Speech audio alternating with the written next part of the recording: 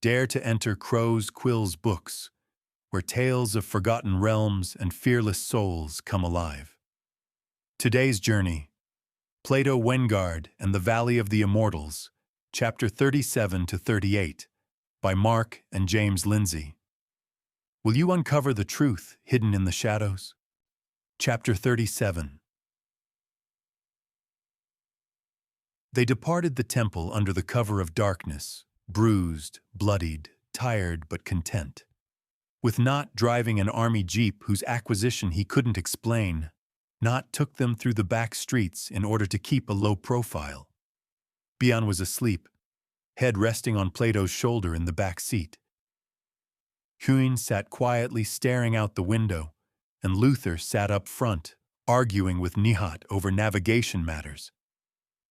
Having been thrown together in a matter of days, they all but looked like the typical dysfunctional family on a road trip.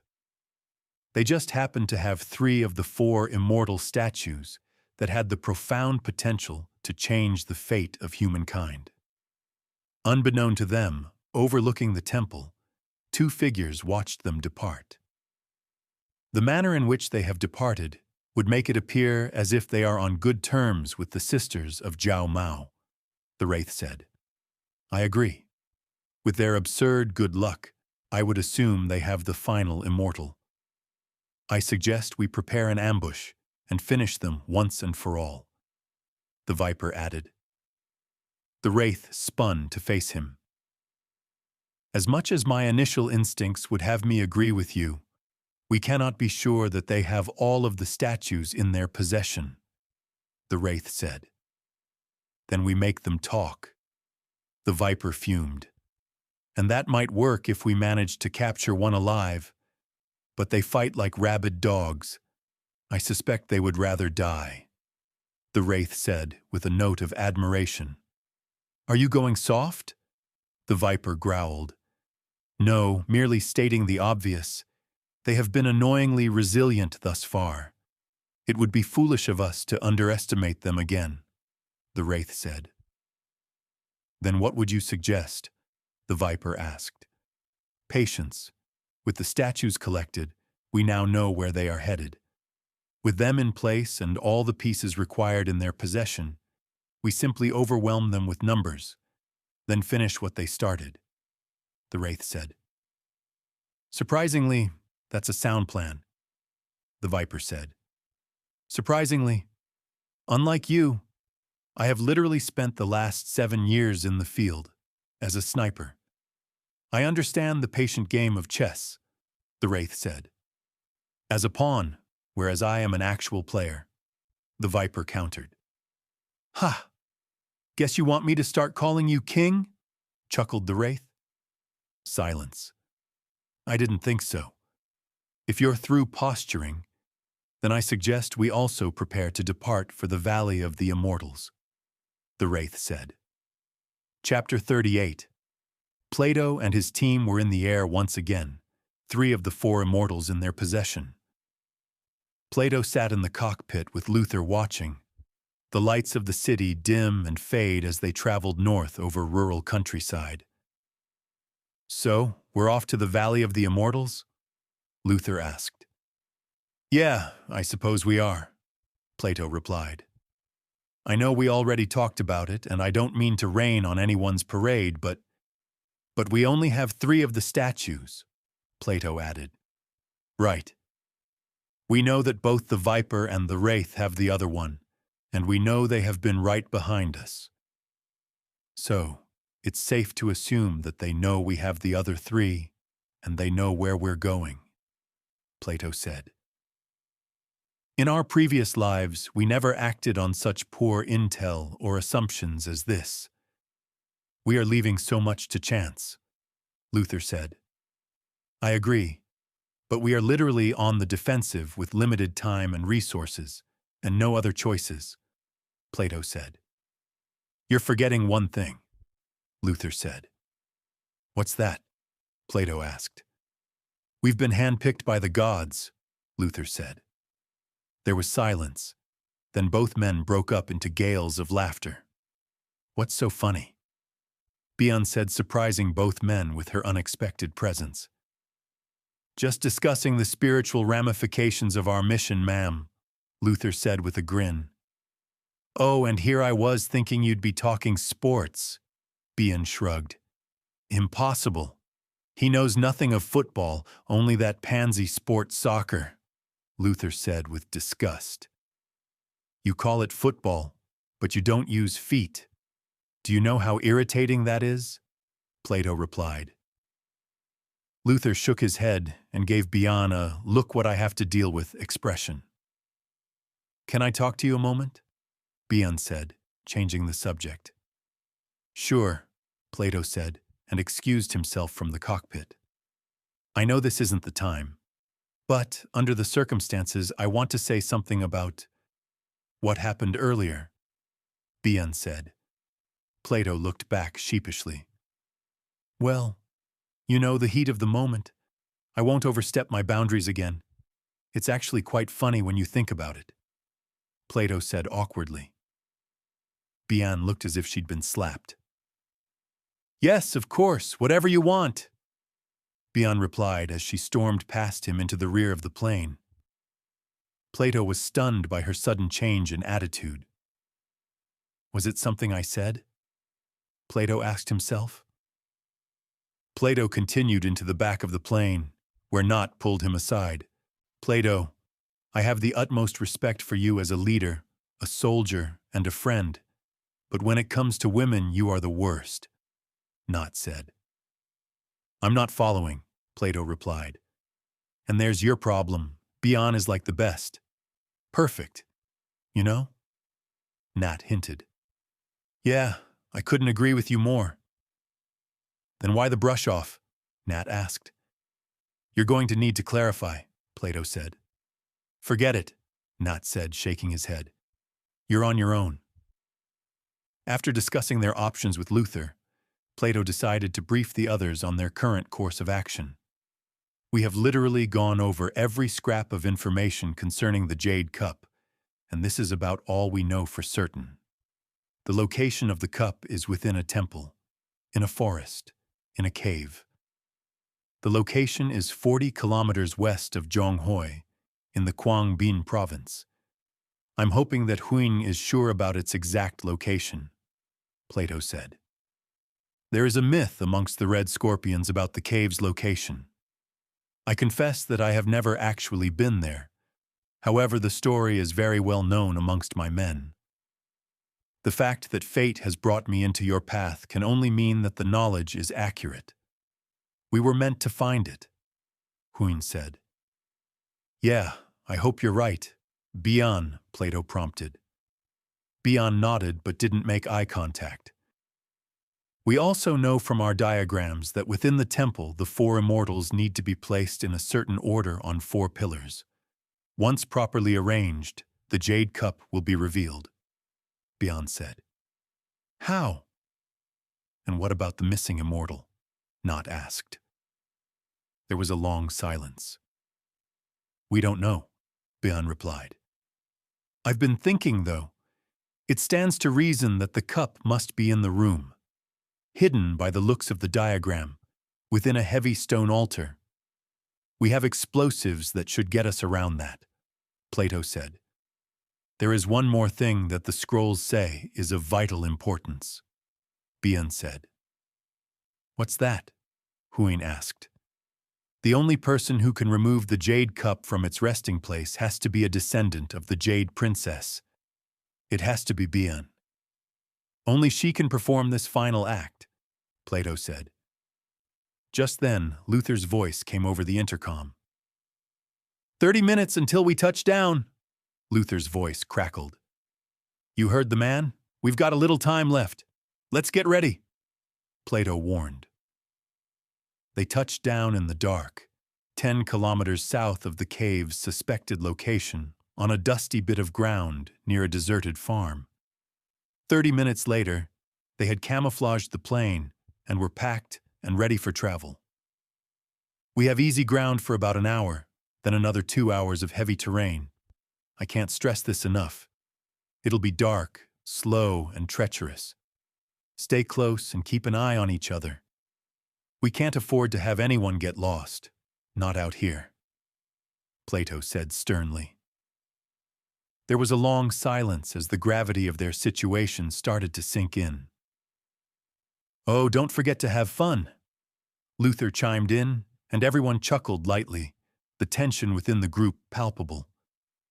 Plato had been spot on with his assessment. It was nearly 1 hour to the minute when the terrain changed to dense rainforest. They had been lucky to find a lean game trail heading north, and Plato decided to take advantage of its path through the vegetation. Despite this, movement was still rough and slow. Nat had taken the point, followed by Huyn, Luther, Bion, and Plato at the rear.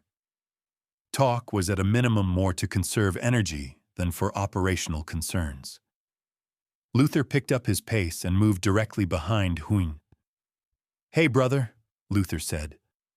The sudden noise made Huyn twitch and almost immediately relax at the comfortable words used by the ex-Marine. "Yes, Luther," Huyn replied.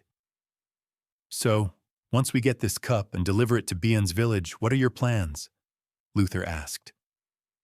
I don't know," Huyn replied, confused by the question and confused by his response. "It's okay. I've been where you are right now," Luther said.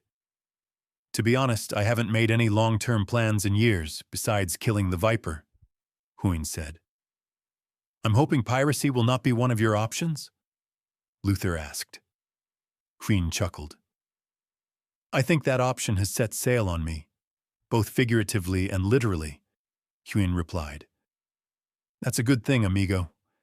What other options do you have?" Luther asked. "I have no family or home to go back to.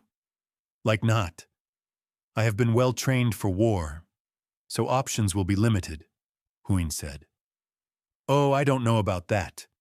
We can always use someone with your talents working for us," Luther said frankly. Huyn didn't turn around, but Luther was sure that the man was shocked by the offer, and more than likely thinking it over. "Look, you don't have to give us an answer by the end of the day. Consider it open-ended," Luther said, and patted the stocky pirate on the shoulder. Huyn nodded back. It took them 2.5 hours of walking before they came to a clearing. A vast river lay to their front, and beyond that a small mountain range. Dawn was breaking to their right. Plato came up next to Huyn. "This is what the map says? Care to back my assessment?" Plato asked. Huyn looked at the top of the mountain peaks, and then squinted as he scrutinized the top ridge. "Right there," Huyn pointed. Plato followed his gaze. It is said that the cave lay beneath the face of Lê Thantong, second ruler of the Lê dynasty. Now I can't say if that's what he looked like, but you would have to agree that that ridge there has a rather uncanny resemblance to a human face. The others had now crowded around, and were also viewing this monumental revelation. "It's true," Bion was the first to whisper. Luther and Nat were also quick to agree. "Okay, so we're in the right place. Where is this great cave?" Plato asked. "There is supposed to be a mighty river inside the cave, so I would guess that the mouth to the cave is at the base of the mountain," Huyn said with a shrug. Plato addressed the others. "From what we know and can surmise, we have roughly 500 meters of ground at the base of the mountain, directly beneath that face, that could potentially be the entrance to the Valley of the Immortals, hidden behind years of overgrown vegetation," Plato said. "Well, what are we waiting for?" Nat said, as he lit a cigarette. They managed to find 2 small fishing boats on the banks of the river, and after a quick review of their options, they decided to borrow them for transportation. As they slowly made their way across the river, 3 sets of eyes watched closely from a kilometer away. "I told you it would be in our interest to keep those foreign dogs alive," the Wraith stated, with obvious satisfaction. The Viper remained silent and sullen. "I agree with that decision," the third figure said. "Thank you, General," the Wraith replied in an almost subservient manner. "This in no way makes up for your complete lack of control over the last few days and why I'm not in possession of all 4 Immortals," the General said coldly. Both the Viper and the Wraith fell silent under the scathing gaze of General Tun. On first glance, General Tun was nothing special physically. Average height and weight. Even his facial features were insignificant. A 50-something man balding slightly with a paunching belly. But when he spoke and turned his attention towards someone, his eyes and authority were overwhelming. Tun had risen quickly through the ranks during the American War. His ability to drive fear into the enemy and subordinates became the stuff of legend. Since the war, Tun had continued to forge the sale of heroin into a mighty drug empire. Initially a means of financing the war effort, now it had become a possible way to secure his right as ruler. "What would you have us do now?" the Viper asked. "We continue to watch from a distance. Let them do all the dirty work. Then we move a vastly superior force into position and eliminate them," Tun said with a casual disregard. He then turned his attention away from his lieutenants and back towards Plato and his team crossing the river. After carefully hiding the boats within the ferns on the far bank, Plato had his team extend out and start to scour the base of the mountain range. Having a fair idea where the entrance might lie helped in their efforts, as an hour later it was Nat who discovered the cave's opening. Completely overgrown with creeping vines, it took them another half-hour of cutting with machetes to clear a path through the ancient vegetation. Plato insisted on being the first to enter, the intricate and deadly nature of the previous expeditions still quite vivid in his mind. He had no wish to see any harm befall any member of his team, so the honor and danger would be his to bear. Upon entering the cave, Plato had initially to rely on his lantern to illuminate their passage.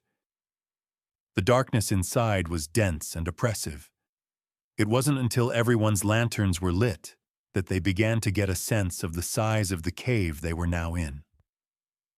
Roughly 200 meters high and nearly the same in width, there appeared no end from what they could see in the dim light. Plato also noted warily the gigantic stalactites hanging near the entrance, the memory of the second immortal still fresh in his mind. They traveled slowly, past moss-covered rocks, before making a massive discovery a kilometer in, natural light. It flooded in from an opening overhead.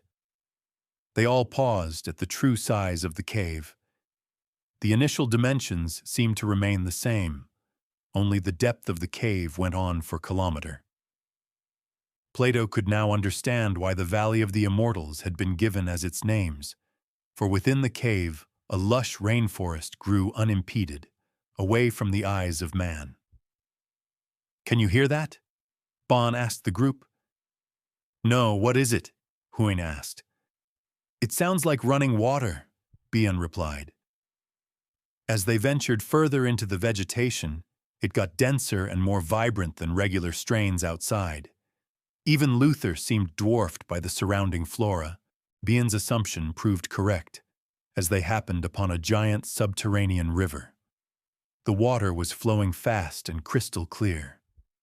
Plato and Luther leading the way, they waded through the hip-deep waters. "This is insane.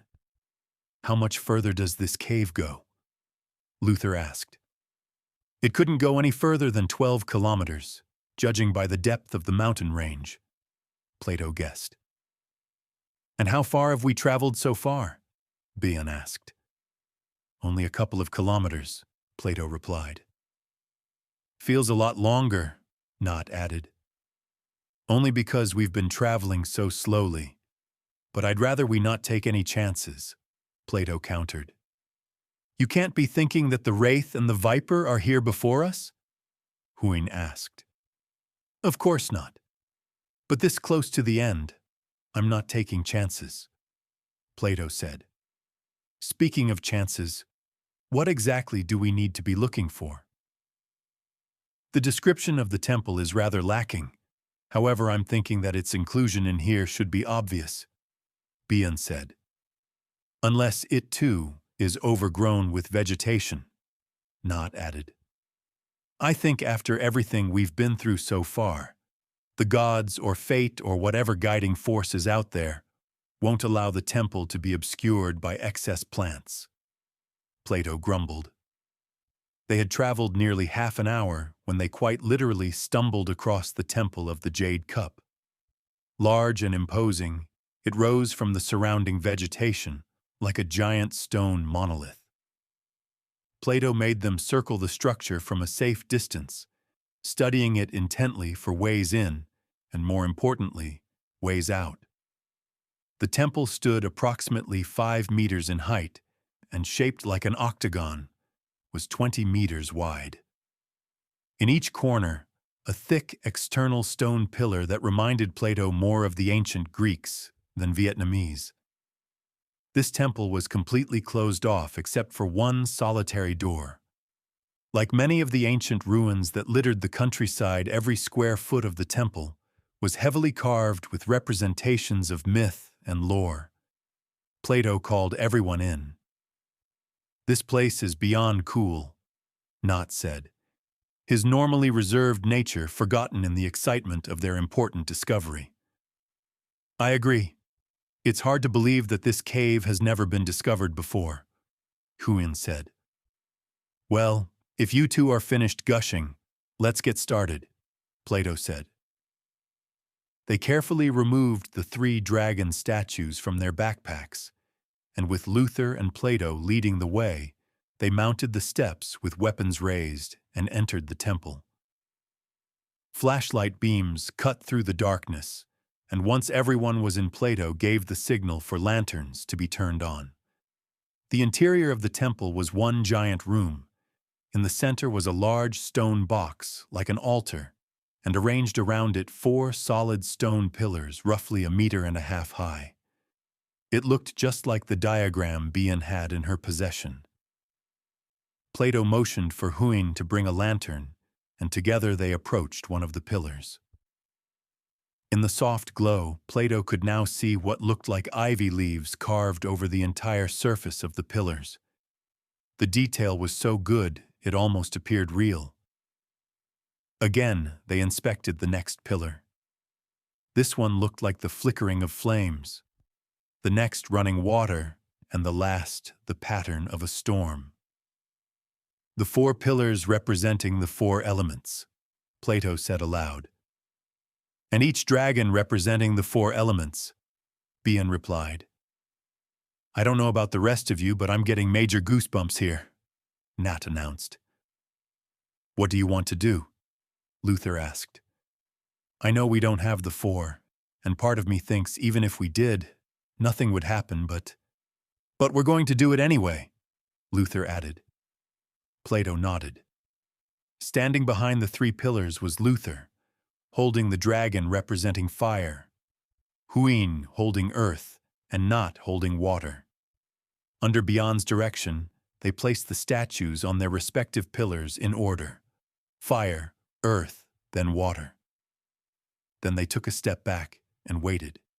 Seconds ticked by. Nothing. "That's what I thought," Plato muttered tiredly. "We need the 4th element," Bian said, "which we don't have, so we're going to have to rely on the key to the city," Plato said, and nodded to Luther. The big man immediately left the temple to retrieve the explosives. "Wait," Bian said suddenly. "What's the matter?" Plato asked. "I know we agreed on this before, but I'm starting to get a really bad feeling about this," Bian said. "I would prefer to do this another way, but under the circumstances, time is not exactly on our side," Plato replied. "She's right," Huin said. "You too?" "We came here knowing that we didn't have all the pieces to the puzzle, And now that we're here, you tell me this, Plato said, exasperated. Where the hell is Luther? Boss, you better get over here now, Nat urged. Plato, already irritated, looked over at Nat, who was standing near the temple exit. What now? Plato asked as he strode over to Nat. This better be good. Plato looked out the door, and what he saw next made his heart sink. Away from the temple, Luther was on his knees, a gun to his head held by the wraith. The Viper was also there, as well as an older, stern-looking gentleman. Plato realized it was General Tun. Surrounding the temple were at least 50 well-armed men hand-picked from the general's own death squads, Plato guessed. Ah, Plato Wyngard. We meet again. I'm betting that right about now you're regretting not putting a bullet in me when you had the chance, the Viper said. Yeah, I think when I have a chance later to reevaluate this moment, I'll go with that option, Plato growled. But that time has now passed. Regrets will not change your current circumstances, Tun called out. His voice was one used to giving orders and not having them second-guessed. I will give you and your friends one chance. Lay down your weapons and come outside, with the Immortals. And if I choose to say no to your request, Plato asked. Tun looked over towards the wraith. Then I will execute your friend, the wraith announced. Plato stared hard at his friend. Luther was shaking his head and mouthing the words, "Don't do it. And after your friend here is dead, we will storm the temple, kill you all, and take the Immortals anyway." The Viper added, "You have it all figured out, don't you? But what about the fact that you need Bion alive for you to be able to retrieve the Jade Cup?" Plato asked. I was hoping you would ask that question, the wraith said.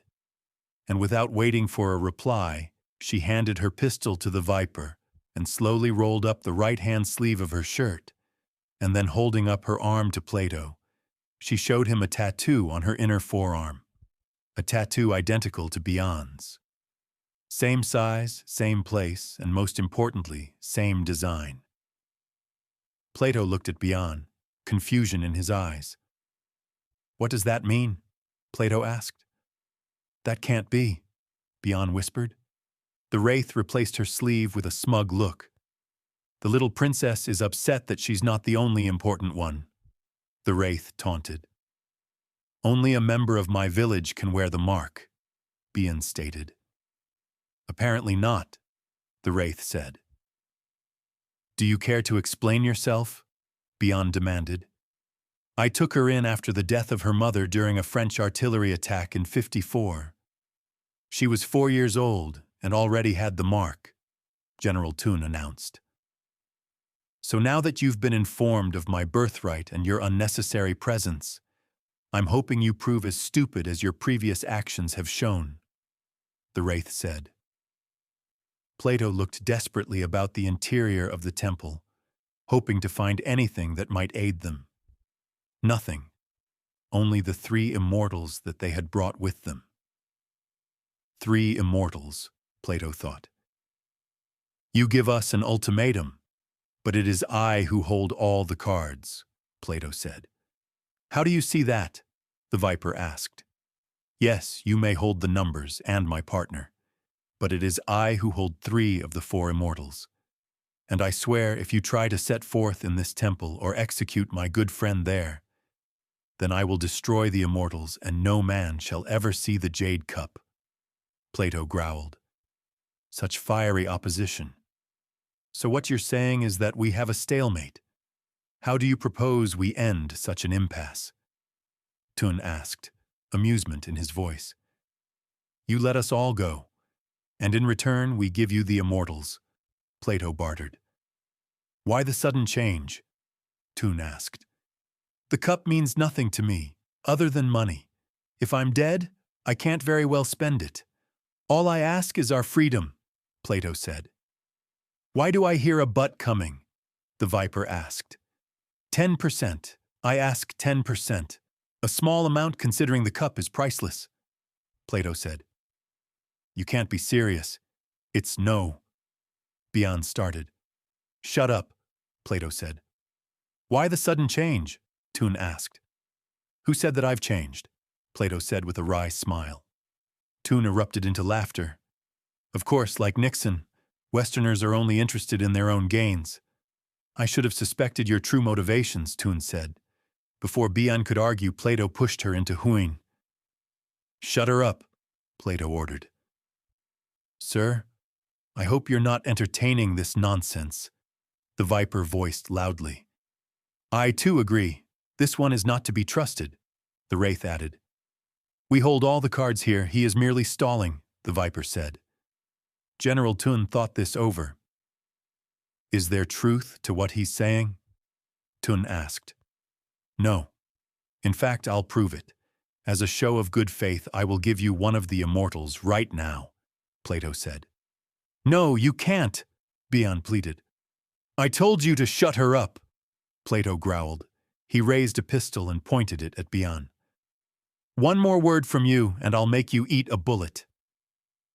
I don't think that will be necessary, Toon suggested. We were in the process of starting the ceremony.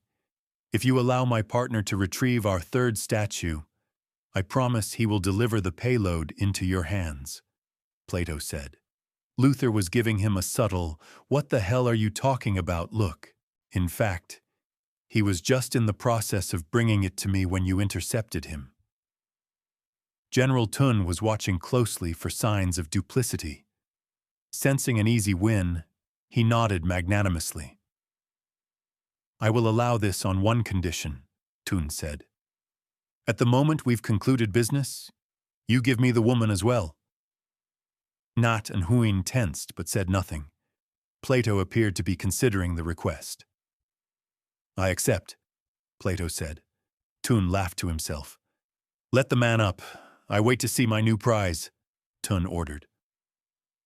Reluctantly, the Wraith stepped back from Luther and allowed him to get to his feet.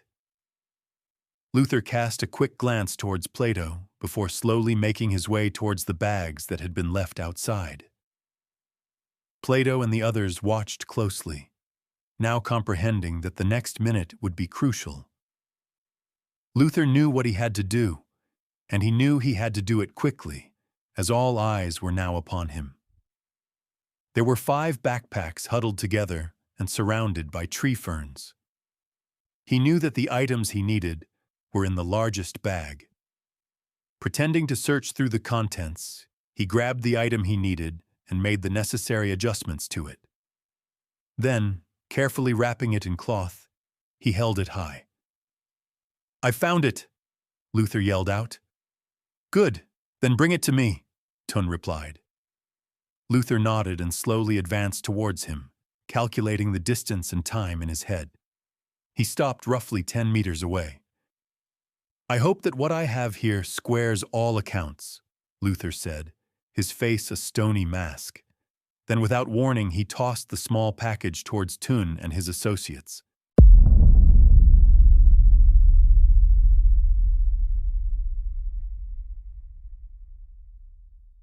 That seals today's tale in shadows. We hope Plato Wyngard and the Valley of the Immortals has drawn you deeper into its enigma.